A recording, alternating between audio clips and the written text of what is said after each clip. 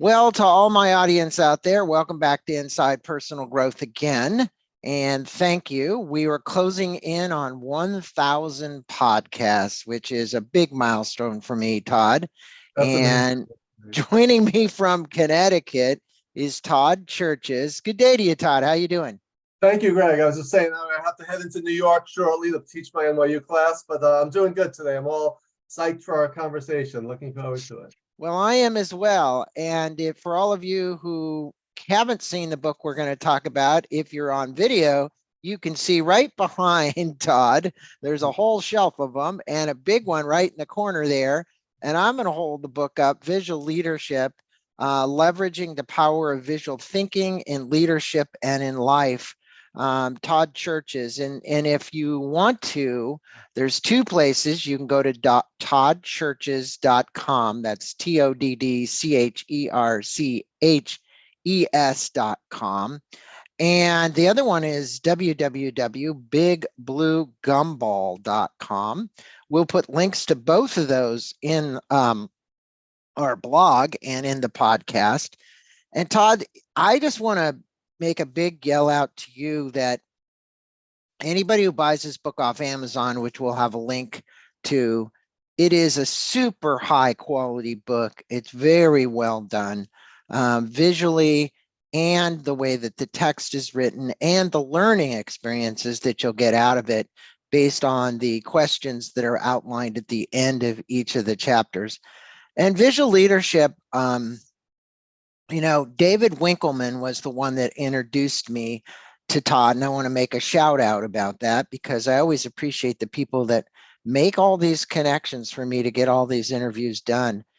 And this is a very interesting topic. I've done all things on podcasts about graphic facilitation and creating visual elements associated with either creating new ideas in businesses.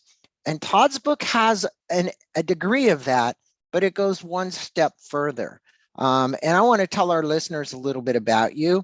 He's the CEO and co-founder of BigBlueGumball, an innovative New York City-based management and leadership consulting, training, and executive coaching firm. He's also a TEDx speaker, and we'll put a link in our blog to the TEDx talk called The Power of Visual Thinking, and a two-time award-winning adjunct professor of leadership at NYU School of Professional Studies, Division of Programs in Business, as well as lecturer on leadership at Columbia University. So Todd has the credibility. He's done this. Again, I'll put a shout out, a wonderful book. So Todd, let's kind of just kick this off because this book has so much in it. I mean, the chapters, some of them are short, some of them are a little longer, but the reality is there is so much in this book for somebody to kind of take in. And you tell an interesting story about growing up and wanting to be Batman or Superman, you say, or working in television. And it was like, well, I'm going to be Batman or I'm going to be Superman. I can't be either, but I could work in television. You said you were obsessed with television. It sounded like as a kid, you watched a lot of TV. Can you speak about the beginnings and your trip to China that led to this power of visual to communicate? Sure. Well, the introduction chapter of my book is basically very similar to the script of my TED Talk. So if people want to hear it, they can watch my TED Talk on the power of visual thinking. But yeah, people would say to me, Todd, what do you want to be when you grow up as a kid? And I would say, I want to be Superman. I was obsessed with Superman. In fact, this is one of my mugs I keep on my desk for those watching the video. So he's always close at hand. And they would say, well, if you can't be Superman, what would your backup plan be? And I said, all right, Batman. So like as a kid, those are my two visions of possibilities. So, but then I realized that if I couldn't be Superman or Batman, the next best thing would be to work in the TV industry in some capacity. And I had no idea what. In fact, I keep this on my desk as a constant reminder of my Superman, Batman heritage. But in a way, someone said to me, you don't have X-ray vision, but you have visual thinking as a superpower. And as Batman, you don't have the bat utility belt, but you have your coaching toolkit. So and I rescue people, and I help to make people have better lives. So in some ways, I get to channel Superman and Batman in my everyday work. So but working in the TV industry, I worked in advertising in New York for a year, and then I moved out to LA. Having grown up in New York, it was a big move to go out to Hollywood, and I got a series of part-time jobs in the entertainment industry. I worked for Michael Nesmith of the Monkees. That was my first job, and my millennial students have no idea, and Gen Xers have no idea who Michael Nesmith or the Monkees. That's true. I think he's deceased now, isn't he? Yes, he just recently passed away. Yeah. Baby boomers appreciate that. And then I worked for Aaron Spelling on Dynasty. I worked in casting at Columbia Pictures, comedy at Disney, and drama at CBS. So during all those years of working in the TV industry, the big theme was storytelling and character development. And there's a lot of parallels to that and to coaching we could talk about later. But then I got into the theme park business as a project manager. So I was sent by my company. We made robotic figures for theme parks. So they sent me. I had never been outside the United States before. I didn't have a passport, but they shipped me off to China, Shenzhen, China, just over the border from Hong Kong, to oversee this installation of these 7 life-size robotic figures, elephants, sheep, and cows for this cultural. And I remember you saying that you decided to wear a suit the first day, and it was like 109 outside, and that suit didn't last very long. Yeah, I showed up in my New York suit with my briefcase as if I was going to a meeting in Manhattan, and it was in the middle of like this jungle where it was 110 degrees. I literally took a shower and I went outside. It was so humid that it was almost like I took a shower in my suit. Like that's literally. So the next day I learned that I could dress a little more casually. Yeah. So what did you learn about in doing that installation in China and this whole concept around visuals to communicate?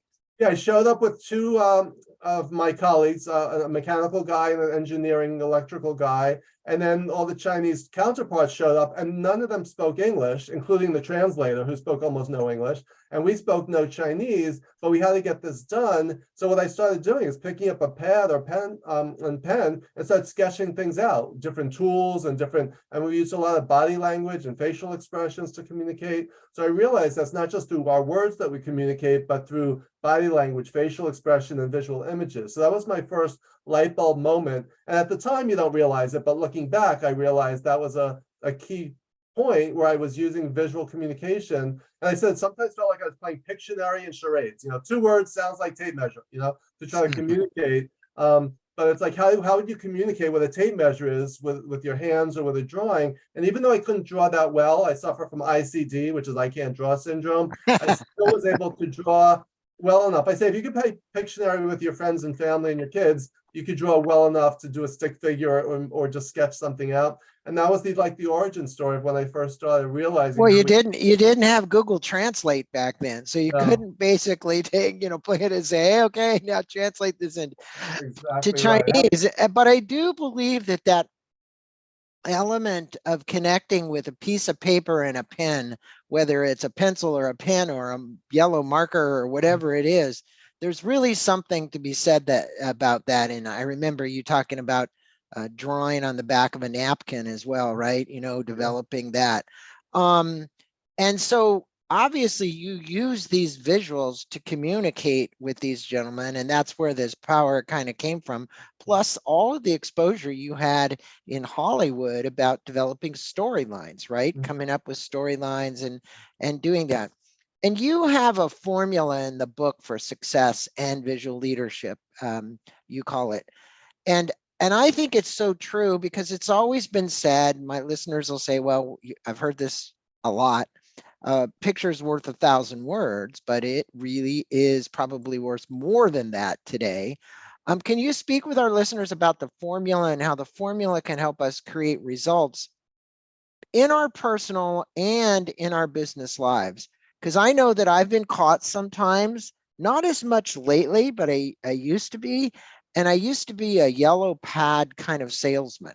I would always pull out the yellow pad and I would draw it. Now we have all these electronic devices and it takes longer to pull out the pen and turn it on and get it going. And by that time you've lost the idea. Yeah. Well, that's why I tell my students to leave your laptops at home and just bring like a sketch pad or just any pad and pens.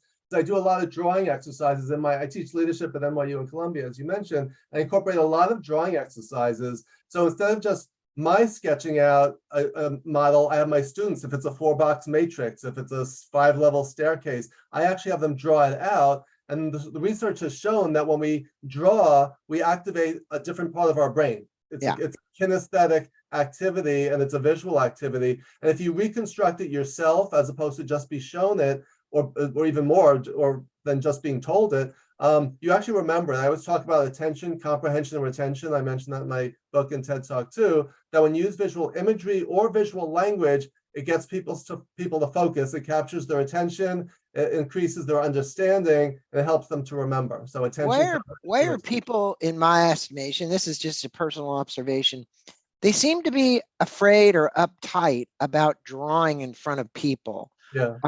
You know, I have behind me here, this wall is basically a big 55-inch white screen that it's a visual whiteboard is what it is. Yeah. And even me, after all the stuff I've been through, there are times when I get up on that thing and I start drawing and I think to myself, oh boy, I don't want anyone else to see this. Mm-hmm. And I want my listeners to know that it's okay. And I wonder what you would tell people today about that. Yeah, well, I recently did a visual leadership workshop for a group of 20 CEOs, and the guy who brought me in said, "You're not gonna actually make them draw, are you?" And I'm like, "Yes, that's a part of the experience." And he's like, "Won't that feel to them like a little kindergarten-y?" And I said, "Maybe at first, but next thing you know is they're asking for more time and more colors. You know, it's just like, because what I always say is, if you ask a group of kids, how many of you could draw, how many raise their hand? All of them, right? All of them. Right? But you ask a group of business people and none of them raise their hand, because Right. we're self-conscious about looking stupid or looking bad. So I actually take people through a very simple exercise. If you could draw a line, a square, a circle, and a triangle, you could sketch out an idea, right? So it's not an assessment of your drawing abilities, it's an assessment of your ability to communicate something visually. And I actually wrote an article for Inc. magazine called "Can You Draw What Your Company Does?" So I could send you the link, or people could just Google "Can You Draw What Your Company Does?" Inc. magazine to read the article. But it tells the story of an exercise I did with a group of clients, salespeople, and how through that 15-minute exercise, it completely changed the way they went about their sales process. So just had they not gone through the drawing exercise, they may never have reached that point. So it was a real life case study in how drawing helps us to access your right brain, left brain logical, right brain rhythm. That's why I always remember left brain, right brain. But when we incorporate both sides of the brain, the logical and the creative, we're more powerful than either on their own. It was interesting because I was recently watching a documentary that was done on Netflix about a psychologist. Actually, I think he's in New York, actually, and I can't remember his name. Oh, Stutz. Stutz. Yeah. And he draws, Yeah. but he even has Parkinson's. So when he draws these images out, and they used them in the video, right? They showed them. They look like scratches on paper. They were kind of tough. But Phil Stutz, that's it, Phil Stutz. But he's actually based in LA, and he's Jonah Hill's therapist. And but I actually wrote a blog post about how he uses those note cards and has this patience, and to communicate ideas. He was fantastic. I'm going to write him to be on the show, but he is wonderful. But go back to my second question. I wanted to make sure you got the formula in, because I interrupted you. But tell the formula, and then we'll move forward with some other really great stuff. Sure. I'm not a mathematical guy, but for the mathematical people out there, the formula is VL equals VT plus VC times M plus L. And that stands for visual leadership is visual thinking plus visual communication times or applied to management and leadership. So that's like in a mathematical formula, that's the foundation of everything that I do. Yeah, and it really makes sense. And when you get the book, look at the formula. You don't need to memorize it. What you need to do is just look at it. You will figure out what he's talking about. Speak with the listeners about visual leadership. I've heard about visual thinking. I've heard about all these other elements that are visual in nature. And the grandfather of kind of this art form that started is in San Francisco, right? And you and I talked about him, and his name is blanking out on me right now. What is it? David Sibbets. And David's been on the show like 3 times. And there couldn't be, look, when all of you kind of start out in this graphic facilitation arena, not everybody's perfect, right? But you start and you keep practicing, you get better and better. Speak to the listeners about visual leadership and how our mindset can make something good or bad, but that the bottom line of the perception of what is good or bad is the bottom line. And then how we have purpose and passion about working at what we're doing. Because in our own minds, we create something good or bad. Mhm. Yeah. Right? Yeah. Shakespeare said in Hamlet, nothing is good or bad, but thinking makes it so. Right. Yeah. And I would add visual thinking makes it so. That's my own spin on Shakespeare. But yeah, Dave Snippet is the grandfather of this industry. His company called Grove in Northern California. What he does is teaches people to use drawing and graphic recording and things like that. I'm like the anti Dave Snippet because I represent the people who can't draw. Yeah. And how we could use visual imagery and props and metaphors and stories and mental models to help people think visually. Because so many executives say, oh, I can't draw, so this doesn't apply to me. Or I'm not in the creative field, so this doesn't apply to me. I was doing that workshop with the CEOs I mentioned before. Two guys were sitting next to each other, two CEOs who had known each other for 15 years. And I actually had them do that exercise. Can you draw what your company does? So they actually had to either explain through a drawing, either a metaphor or sketching out their supply chain, however they wanted to do it. And one guy said to the other, I've known you for 15 years and I never really understand your business or your business issues until you sketched it out for me. And now it's like the light bulb went off. Here's my light bulb that went off. I was keeping my light bulb handy. The yellow one. But that's a great example of how these two guys that were friends knew each other, business associates for years, but until the guy sketched it out, the other one didn't really realize. Then he understood his issues and his challenges and was able to help him. So that's the main point. So visual leadership, and just so you know, some people don't realize that I spell it as one word with a shared capital L. And the idea behind the word visual leadership, one, I got the patents on it. The first two times the U.S. Patent Office rejected it, the third time was a charm and they approved it. But visual leadership represents the fact that who you are and how you lead is inseparable from the lens through which you see the world, right? Our background, our culture, our education, our life experiences, our values all shape what we see, but also what we miss, what we don't see, right? Yeah. One of the concepts of visual leadership is to open up your eyes and open up your mind to seeing the world through a new lens, through a different lens, and also through the lens of other people.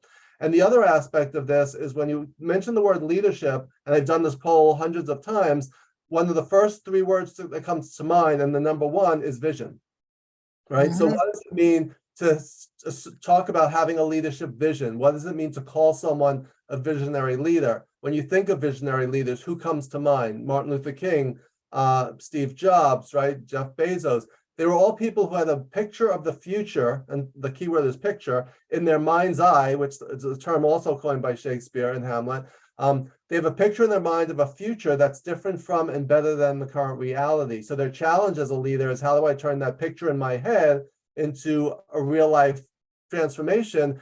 And how do I get other people to see what I'm saying? So that's kind of my mantra or my catchphrase. If I was going to put that on a t-shirt or a bumper sticker, it would be asking the question, how do you get other people to see what you're saying? So I'll stop right there, but that's the foundation of what visual leadership is all about. Yeah, no, it's important for listeners to understand. And I remember being in the audience once, a National Geographic photographer, his last name was DeWitt.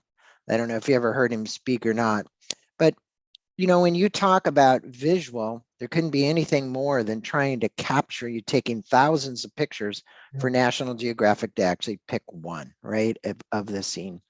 And he used to say that intuitively, now here's where I want to bring in this whole intuitive element, even though you didn't write about it extensively. He would get an intuitive hit that would say, turn around, DeWitt, turn around, lay down, DeWitt. Lay down, take the camera and shoot from a different angle, shoot from a different perspective. And it was those pictures where he got that hit that literally made it into the magazine, because they weren't standard, hey, I'm standing here and I shoot an elephant, or I shoot a giraffe or a tiger or whatever. He would literally take a whole new perspective and angle at the way in which he shot a picture. And I thought, that was really, really significant. When you want to get something like that, turn around, audience, and look at it a different way. Yeah. Right? Yeah, the quote the quote I end my TED Talk with is from Marcel Proust, who said, "The real voyage of discovery consists not in seeking new lands, but in seeing with new eyes." So Yeah. that example you just gave is a great example of change your point of view, right? And so what would be the leadership equivalent of that? I was thinking about, remember the show Undercover Boss, where the boss Yeah. would go in disguise and pose, get out of your ivory tower, get out of your office, go down to the shop floor, go out into the field, see the world through the lens of your people and through your customers, and you're going to get a whole different vantage point than you would get from just looking at spreadsheets and looking at your cash flow statements, as an Yep. example. And ask questions. I mean, what you want to do is you want to find out how people feel about what's going on, whether you're on the assembly line or you're out in a construction site, right? You want to know what they feel, which is why Undercover Boss was so good, because they were asking those questions of the people. Now, you speak about 4 ways that one can manage and lead visually. What are they, and why are they so important to manifesting our ideas into reality? Sure, I break it down into 4 categories, and they're not mutually exclusive silos, but when used in combination, they're even more effective. But just for the sake of our conversation, this is kind of how my book is structured. Category 1 is using visual imagery. So using pictures, using props, using photographs, any information you could take in through your physical eye, right? So using imagery, or you could use visual language, right? You could describe something, almost painting a movie with words. Those are all use of imagery, right? You want to get someone to have a picture in their head. So that's category 1, visual images. Category 2, in fact, if you think about the word images, it's closely related to imagination, right? They share the same root, right? So in order to imagine the future, you need to have a picture of it in your head. Category 2 is using mental models and frameworks. So this could be like Maslow's hierarchy of needs. It could be a 4-box matrix like the time management matrix or SWOT analysis. It's basically about creating, we don't want to put people in boxes, and the saying thinking outside the box has become a cliche. But if we put things in a box or a framework or a structure, we can take the complexity and messiness of life and work and put them into categories so we could see things more clearly and then find solutions and opportunities that we might not otherwise see. So that's category 2, mental models and frameworks. Category 3 is using metaphor and analogy. And this is where I get to bring in even though I have a formula for visual leadership, I was actually an English literature major with a concentration in Shakespeare and poetry. I think I already quoted Shakespeare a couple of times here. So using metaphor and analogy. So a lot of times we just think of metaphors as a tool of songwriters and poets, but we use metaphorical language in our everyday life. So we'll talk more about some real life examples of that. But metaphors are using visual language to explain something and bring it to life. And category 4, which is one of the hottest topics out there, is using visual storytelling or leadership storytelling to convey an idea and to motivate and inspire people. So those are my 4 buckets, basically. Well, those buckets are so important, Todd. I mean, really, when you think about it, pictures and then metaphors and the diagrams, they all are so visual in helping us understand something, and I would tell people, if you're going to be doing presentations, start to develop an asset library, pull over pieces that you like that you're going to use frequently and you're going to put together into a PowerPoint or something, but use visual. And they've proven, and I think you'll agree with this, that when you do these PowerPoints, don't fill them with words, because people don't remember a bullet pointed thing that goes down the page. They don't even want to see it, and number 1, and number 2, they won't remember it.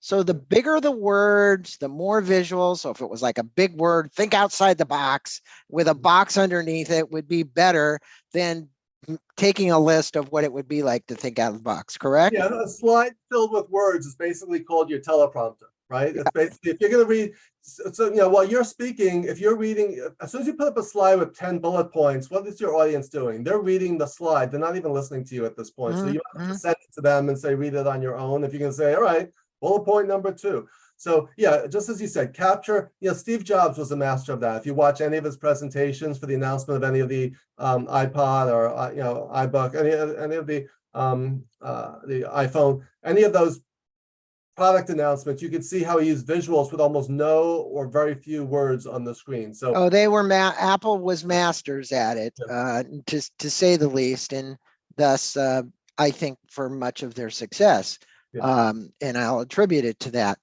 Now I want to switch gears a little bit you used to go on these long rides with your parents, your mom and dad in the car, and that your father loved to make everyone laugh. He was a big jokester. Can you tell the story and why this is a good example of visual thinking and visual communications? Because there's actually a picture of, I think it is really your dad in the It is. dashboard It is. in the book. And I remember taking long rides with my dad, but I don't remember my dad being so funny, although he You know, would point things out along the way, Yeah, my father used to sing to Sinatra and Tony Bennett in the car and entertain us. And but yeah, it's the same corny dad jokes all the time in the same spot. So yeah, we'd be driving to my grandmother's house from Long Island into Brooklyn, and we inevitably pass a certain point in the trip. My father would say, "Hurry up, Todd, Steve, Dee," to my mother. Someone give me a piece of paper and a pen. And my mother would say, "Why, Harvey? Why do you need a piece of paper and a pen?" He said, "Well, look at the sign." And the sign would say, punchline, "Draw a bridge," right? Yeah. So So, we're about to go over a drawbridge, and but if you think about that, and that's a visual storytelling example, right? And I hope that for our listeners, anytime you go see a drawbridge sign for the rest of your life, you'll think of my father and maybe give a little chuckle or even a groan, and maybe you'll even start saying it as my wife does now. But if you think about the words drawbridge, right? The idea is the drawbridge goes up, and that's why you need to be aware of it. But just the two words, drawing, which we just talked about, and bridge, what does a bridge do? It's about connection, right? A bridge connects two sides of land to go across the water, like a bridge over troubled water, right? So when you see a sign named called drawbridge that says drawbridge, that always makes me think of visual thinking and visual communication and making connections between people, almost as if you're creating a bridge between you and the other person, right? Whether it's our customer or our employees or whomever. it was a good symbolism. You have a picture of a drawbridge. Unfortunately, out here in California, we don't see many drawbridges, but I think in the East Coast, you definitely see more. I have a funny little story. A friend of mine, he's now deceased. He used to, we would push the button to go across the street. And as you know, in some of the lamps or I say posts, there's a voice that comes out that says, wait, wait, wait, wait. And you don't have the ability to walk across. And he would always yell out to me, why do they want to know my weight? And I know it was stupid. It sounded so stupid, but actually it was so corny. It was funny. He would say that almost every time we were at one of those crosswalks. I would say, do they want to know my height also? Yeah, exactly. Yeah. Well, this napkin sketching thing that I mentioned a few seconds ago, tell us a story about Southwest Airlines was founded and the use of this napkin sketching. Now, again, I have plenty of napkins. I don't always have a white pad.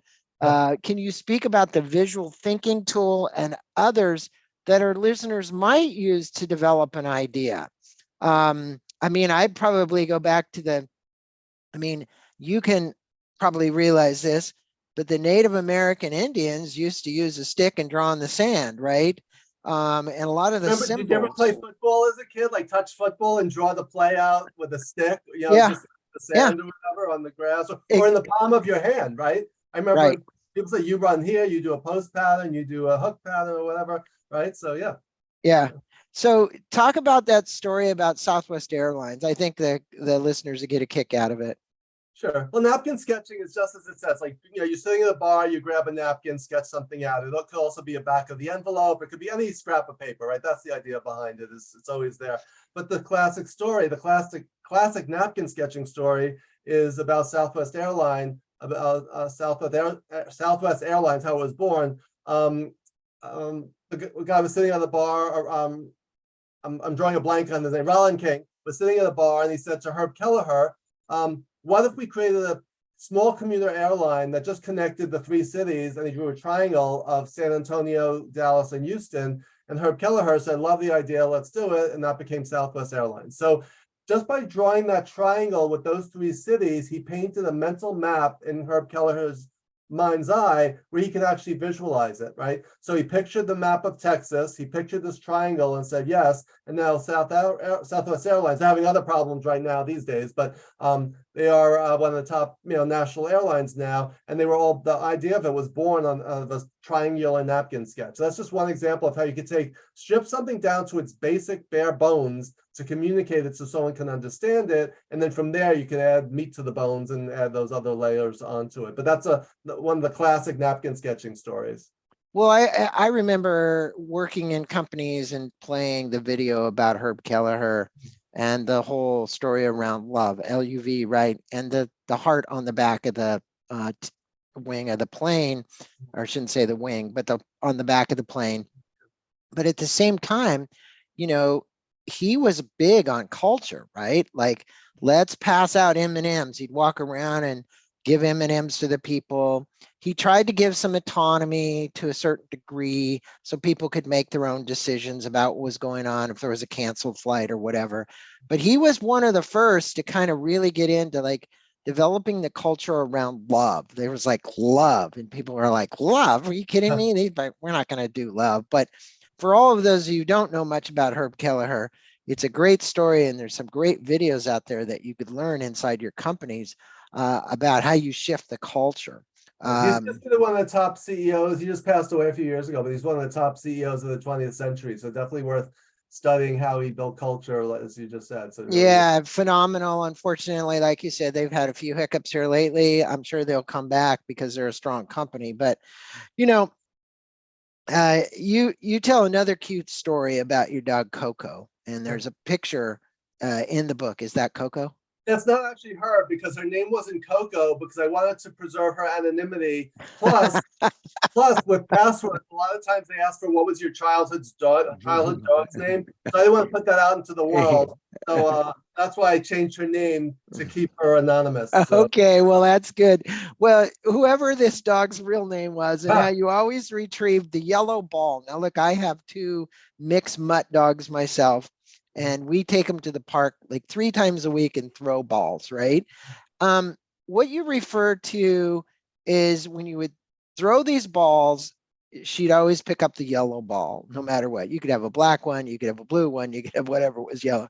You speak about visual thinking tools, and others to our listeners might develop as an idea. I think the point of the story was doing the best at what we like to do. So in other words, the dog liked to go get the yellow ball, so it went and fetched the yellow ball all the time.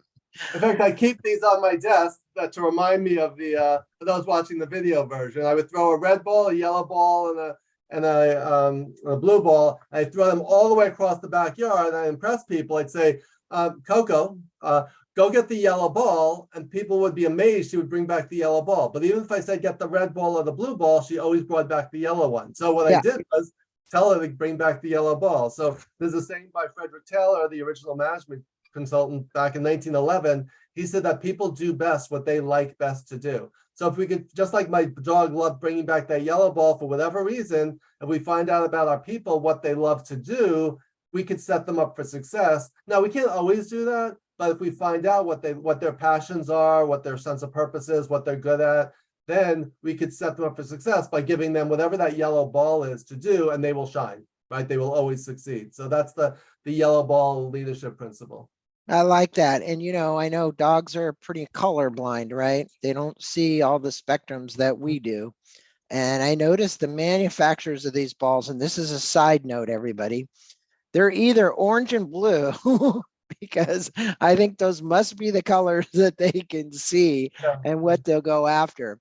But it is interesting, this whole concept that you're telling, that they'll go fetch something they like to fetch, right? And your point here is do something you like to do, because you're always going to keep getting better at it, right?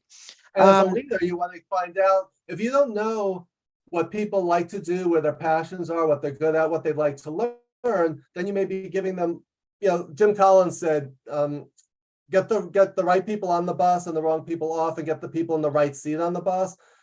Similarly, with the yellow ball, you want to know what that yellow ball is, or what that right seat on the bus is for each person on your team. And then together you could take it somewhere great. So a lot of times people underperform because they're in the wrong seat on the bus, or you're asking them to do something that they're not equipped to do or they don't have a passion for. So the whole idea, the metaphor here is find out, learn from your people what it is that they like to do and what they want to be better at, and then help to develop those skills, help to nurture them towards their Yeah.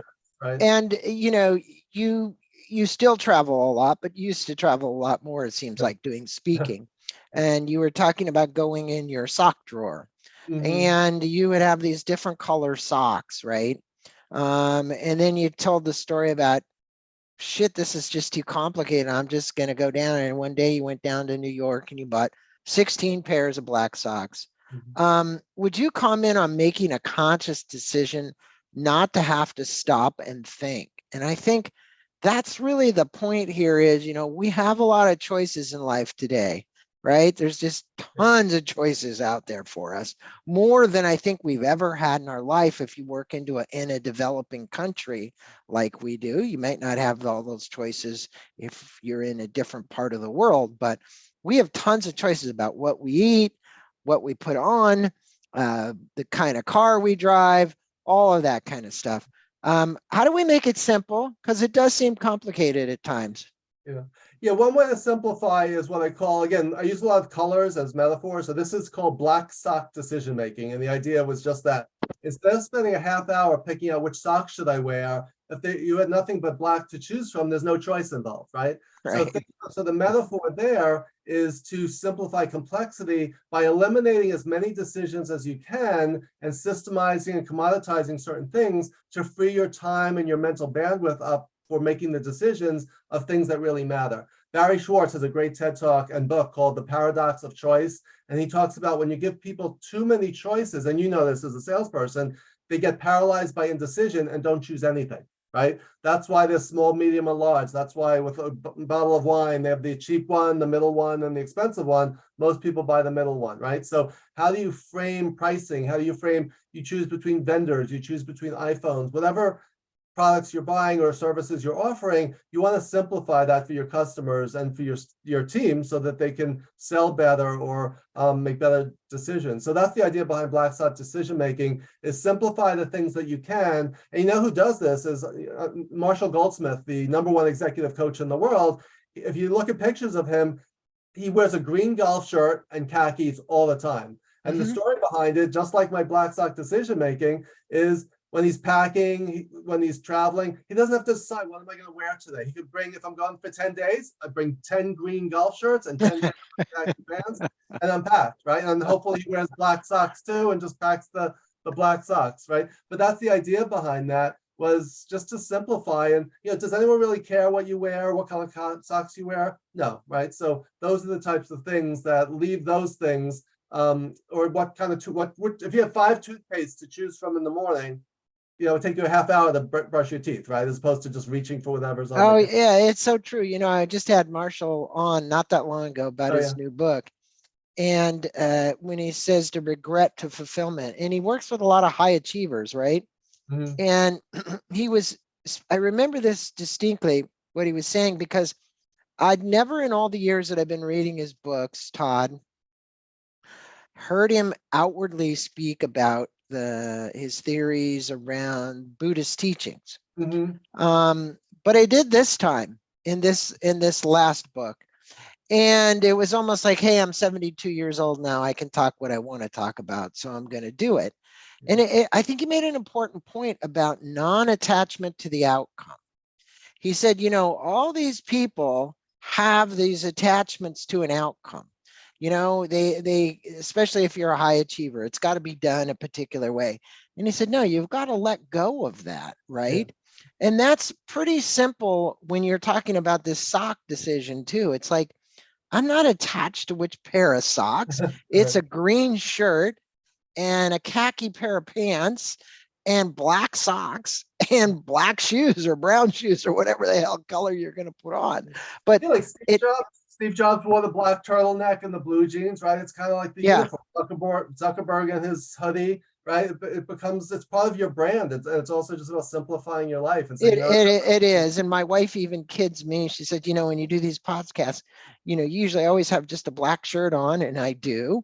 And today it's a little cooler, so I'm wearing a little vest. But my point is like, it's my uniform. And she says, well, you have like 5 black shirts in there. And I go like, yeah, because it's easy. I just put on black shirts and a pair of jeans and pants. And, I don't want to complicate things. Right. So I like that. And just regarding Marshall, the book is called The Earned Life, and it's amazing and it's great. Yeah. And I'm actually a member of Marshall Goldsmith's MG 100 Coaches, which is I'm so honored that every other Monday morning, we have like an hour with Marshall, just where he talks about his philosophies and everything. It's such an amazing honor and privilege to be in that group, because his book, I have that on the shelf, but also What Got You Here Won't Get You There, right behind me on my bookshelf. I see it. He's like my coaching Bible. I teach it in my classes, and I really follow it in my practice. So he's been a good friend of mine. He used to live like 3.5 miles from me here. Right, I used to take walks with him from his house. We would do a walk every Saturday, not every Saturday morning, but one Saturday morning a month. And we would all gather in his house and we'd walk and just talk. And it was and then we'd have tea or coffee when we came back. So it was a lot of fun. But he definitely has a lot of wisdom, as you're saying. And so generous with sharing, and he's giving back. I mean, that's the whole point of 100 Coaches, is to give away everything he's learned and everything he knows, with the promise that those of us in the 100 Coaches, that we do the same when we reach that point of our lives. So we're all you are a living example of that as well, And I think one of the comments he made when we were interviewing, because I was watching the video again, was, hey, don't you wish you were 32 again? And he goes, well, no, not really. I'll take 52. Right? So speak with our listeners about the little pink spoon, the concept that Baskin Robbins uses, and what suggestions would you give our listeners about giving their prospects this free taste? And what are the 3 show-ems that you talk about in the book? And by the way, John Robbins has been on the show before. And Ocean Robbins has not been on the show, but if you look at who's carrying on the legacy, it's Ocean Robbins right now. That's great. Yeah, so for those of us who know and love Baskin Robbins, right? You go in. I always get Rocky Road anyway. So, but meanwhile, you want to taste a few other flavors. So they have those little pink spoons. Although I think they've switched over to wooden ones because they're more environmentally sound. So they may not use the plastic that they used to. But the whole idea is that the little pink spoon, you get to taste a few different flavors to make a decision before you decide what kind of cone you want to buy.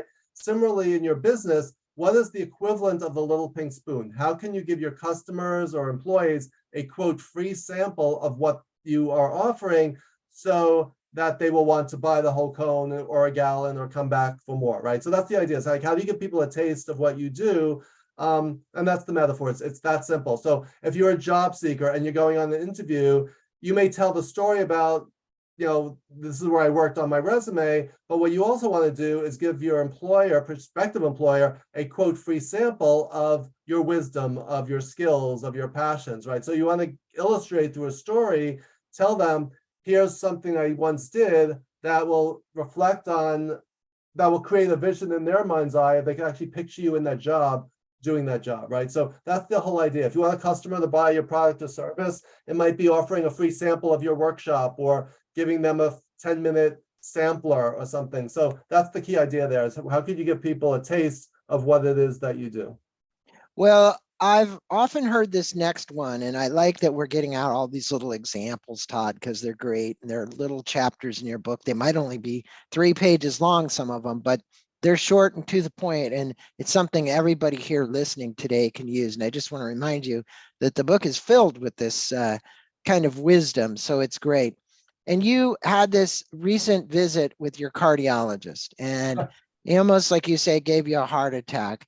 Can you tell the story and the important element of how people, in this case, your doctor, relate numbers can either shock you or be pleasantly surprising and encouraging? And I think this is an important one because it's how you frame the picture. Yeah, we all know business numbers are essential in the business world, right? We're always communicating numbers, stock prices, whatever, right? So the story is, I went to my cardiologist for a checkup, as those of us over 50 have to do. And I went through the EKG and this test and that test. And my cardiologist, not my regular one who I'd gone to a couple of times before, but the new guy filling in, came in, takes out my numbers and my results, and he says, based on your test results, you have a 5% chance of having a heart attack within the next 10 years. And I started getting weak in the knees and shaky. I thought I was going to pass out. I thought that was like a death sentence. And then I said, wait a minute. Doesn't that mean that there's a 95% chance that I won't have a heart attack in the next 10 years? And he said, yes. He said, yeah, these results are amazing. You're in perfect shape and you have nothing to worry about. And your results are exactly normal for a middle-aged male, your age, and this whole thing. I'm like, that would have been like the way to start off the conversation, right? So what he did, and this was the highlight, what the light bulb moment for me, the numbers he gave were not inaccurate, they were correct, but was that the message he intended to convey? Not at all, right? So often in the business world, whether you're presenting quarterly results or speaking to the media or stock report, whatever, we give numbers, but without context and without the story, the digits are basically meaningless, right? Like if I said to you, I have a 250 average, is that good or bad? Well, it depends. If it's bowling, it's great. If it's baseball or softball, it's not that great, right? So the number 250 without the context and the story doesn't tell you anything. But so often we bore, just like before we talked about boring people to death with PowerPoint slides that are filled with bullet points and text, we bore people to death with numbers, right? It doesn't matter if it was 20.12345, it's about 20%, right? So round things off, use a graph, use a visual image. You start with what's the message I want to convey and the story I want to tell to bring, and then you can always provide the numbers as a backup later on. If you present Excel spreadsheets to people for a living, and I realize you're just boring people. And a real example of this is a former client who was a CFO. He was always known as being the most boring part of their company town hall. And then he went through presentation skills training, got rid of the numbers and started being a better storyteller. And people were captivated by his story, and they got the message. He got the message across in a meaningful and memorable way that the numbers just didn't convey. But as a numbers guy, he didn't see that before until people brought that to life. So he needed to see the numbers through the lens of his audience and then tell a story that would resonate. So that's my cardiologist story. Well, it's cardiologist, doesn't matter any doctor. I have a good friend, Dr. Steve Berman here locally, who's a hypnotherapist, but also was an emergency room doctor for 20 some odd years. And he wrote a book called Healing Beyond Pills and Potions. And when I would come in to see him, he would always say, the bedside manner of most doctors has not been about giving you the positive news first. Mm-hmm. But the reality is that just in your case, if that doctor had learned how to reframe how he put that across to you, you would have received the positive. You have a 95% chance of not having a heart attack versus a 5% chance of having a heart attack. And, it is because that also affects your body's kind of what I want to call response mechanism as well, right? You can go into shock. You said you were shaky at the knees, because he told you had a chance. And the other way, you can walk out encouraged and enthusiastic about what you can do. And Steve is really good at that. I mean, he's really good at doing that. And he says he's trying to teach other doctors how to convey messages to their patients so that they understand and get it better. Now, look, we've talked about a lot of things. We've weaved in your dad's story. We've weaved in the drawbridge, your formula, the pink spoons. We've had a lot of content here. Speak with their listeners, if you would, about the journey and your reference to what you like calling in the rear view mirror versus the dashboard versus the windshield. And what advice would you give our listeners about pulling over to reflect on what they need to do to realize their leadership vision? It's like this is kind of our final question, but the reality is hopefully you can pull all this together. Yeah. The metaphor of the leadership journey is central to my classes, my coaching, and my workshops. So picture you're in a car, right? There are three things to look at. There's more than that, but let's say three. You have the windshield, the rearview mirror, and your dashboard, right? Mm-hmm. The windshield represents the future. It's about the road ahead. It's about, you may see blue skies up to the horizon, but you don't know what's over the hill, right? So just as a leader, you have a vision of the future. You have a destination in mind, but you don't know what's beyond what the eye can see. But part of being a leader is to prepare for that and have a vision that's inspiring and compelling. So that's the windshield metaphor.